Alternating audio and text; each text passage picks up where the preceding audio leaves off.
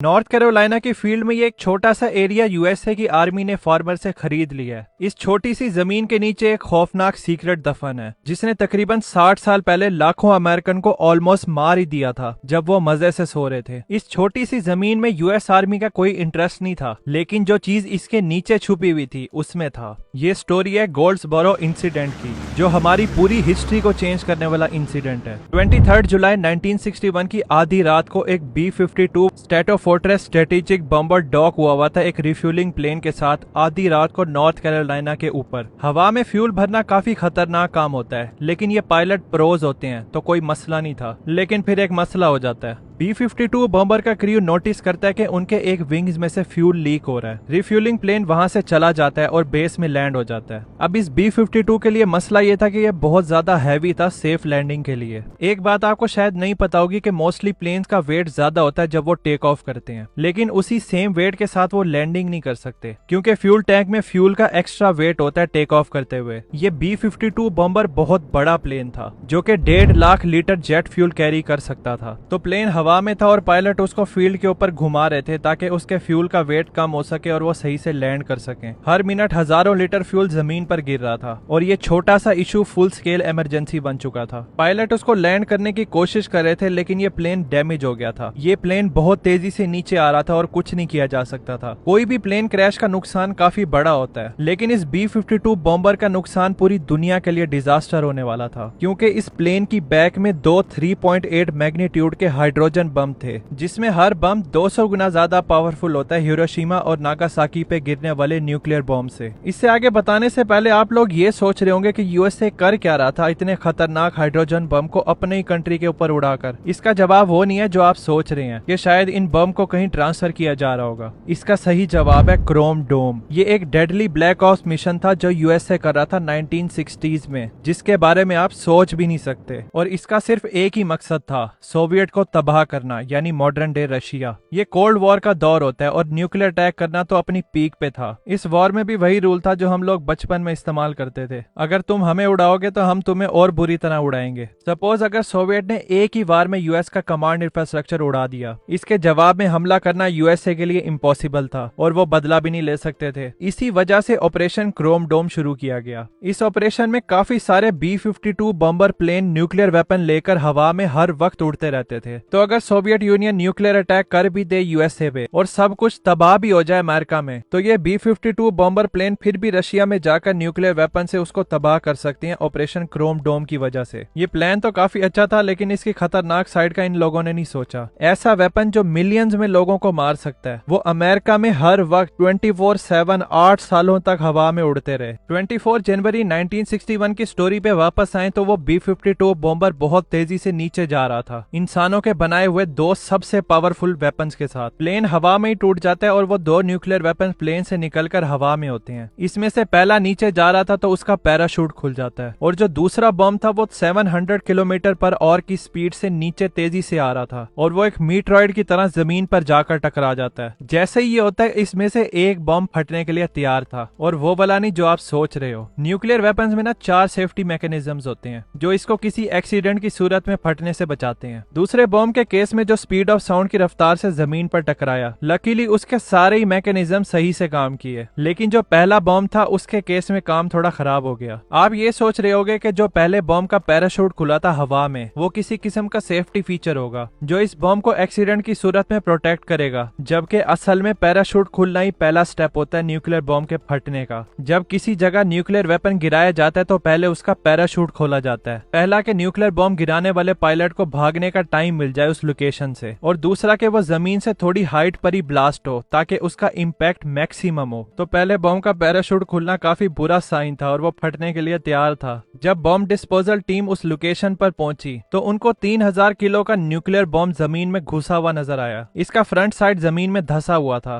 ही तो ये बड़ी खतरनाक साइड के न्यूक्लियर वेपन था, लेकिन एटलीस्ट ये इस तरह के धमाके वाली साइड से तो बेहतर थी। कुछ सालों बाद जब इस इंसिडेंट पे डिबेट हुई तो उनको पता चलता कि ये न्यूक्लियर वेपन्स कितना करीब करीब थे एक्सप्लोड होने से। पब्लिक में तो यूएसए ने बोल दिया था कि इन दोनों न्यूक्लियर वेपन्स को डीएक्टिवेट कर दिया गया है और लोगों के लिए कोई खतरे की बात नहीं है, लेकिन उन लोगों ने ये झूठ बोला था। 2013 की रिपोर्ट ने बताया कि 4 सेफ्टी फीचर्स में से पहले बॉम्ब के 3 सेफ्टी फीचर्स फेल हो गए थे। सिर्फ एक इलेक्ट्रिकल स्विच था जो ऑफ पोजीशन पे था, इसकी वजह से फायरिंग सिग्नल नहीं मिला न्यूक्लियर कोर को, इसी वजह से ब्लास्ट नहीं हुआ। दूसरे अल्फाज में एक छोटा सा स्विच था जिसने इतनी बड़ी डिस्ट्रक्शन से बचा लिया था, जिसने हजारों सोए हुए अमेरिकन को सेकंड में मार देना था, लेकिन फिर भी इस इंसिडेंट में लोग मर गए थे। इस B-52 बॉम्बर में 8 बंदे थे, 6 लोगों ने सीट को इजेक्ट किया था प्लेन से और 3 क्रू मेंबर मर गए थे।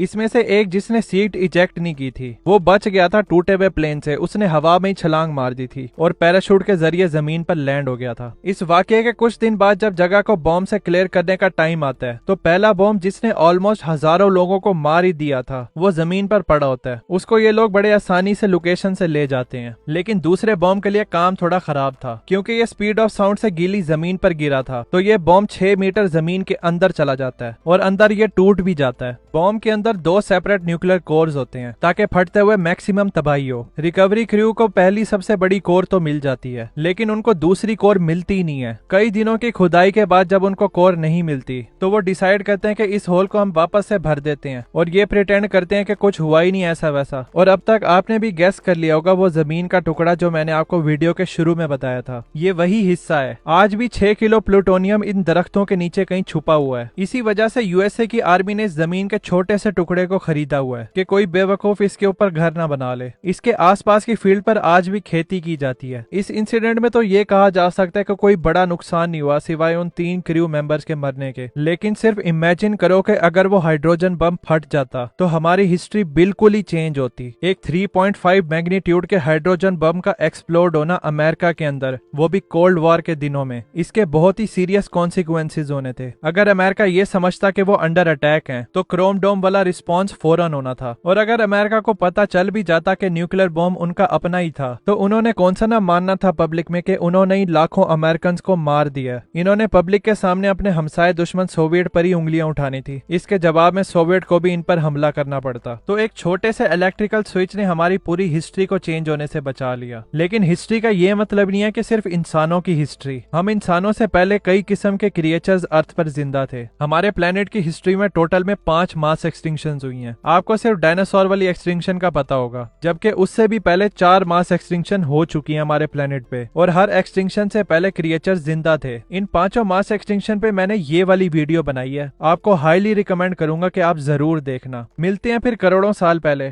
Thanks for watching.